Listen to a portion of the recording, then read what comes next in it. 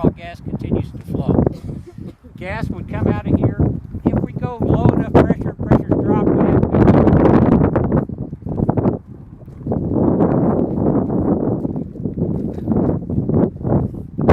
A compressor is just what the name implies, compresses gas. We haven't studied all this yet, but anytime we compress gas, it raises the temperature. It gets hot.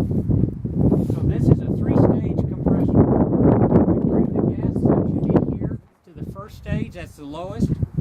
It'll go through a scrubber, knock out any other liquids. Liquids are terrible in compressors. They're not made to push liquid. It's non-compressible.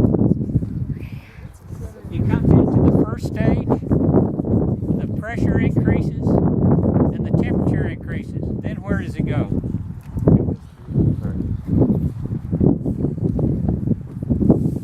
Where does it go after we compress it? There's the discharge.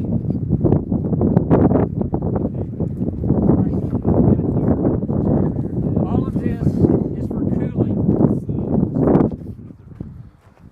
So every time gas goes through a compression stage, it heats up. It will go out of the cylinder, come into a section of the cooler that has coils in it that'll take that gas across. Then this has got three stages, so it's got a cooling section for each stage. This is low, medium, and high pressure. And then we can regulate the temperature going in there by how wide open, not the temperature in, but how much cooling effect it gets. In the wintertime, we'd probably leave them closed. In the summertime, as it gets hotter, you open these things up more so that you're regulating the temperature. Remember, part of your gas sales contract is you can't sell the gas too hot, so it's got to cool down.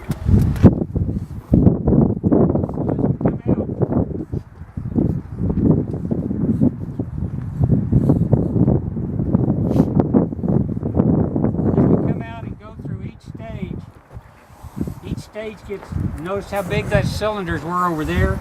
This is the second stage here. The cylinders are smaller, and then in the third stage is the smallest, the highest pressure. You still got the same mass of gas, but it's in a much smaller volume. It goes through. The compressor, this one is fixed. It's easier on the other side. But you can see where it is on the crankshaft and how when the pistons turn, you can see these openings. The pistons move. They're connected to the crankshaft. So the engine is turning. It's turning this crankshaft, and you can see these move. And they're moving the pistons. As this one goes this way, this one will go that way. And they balance each other. Now we disconnected the engine from the compressor. I couldn't do this. And so this is turning like 600 RPM. And those things are just going back and forth like that, taking suction in the top, discharge out the bottom. See that? Yeah, I saw that.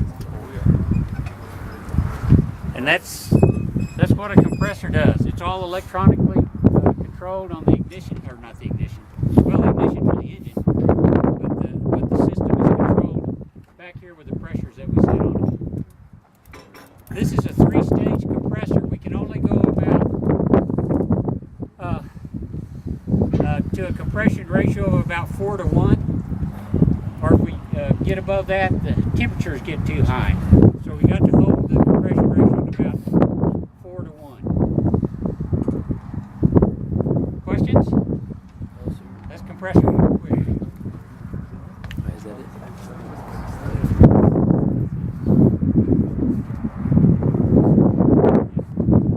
We had big turbines in Dubai where I worked. We actually had a gas engine that started in diesel.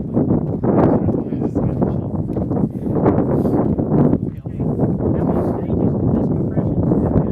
2 stages. Wow, how do you know? Because you can see them on the side. Wait with the other one for. Cheater. Yeah, they're my ride, so. Okay, so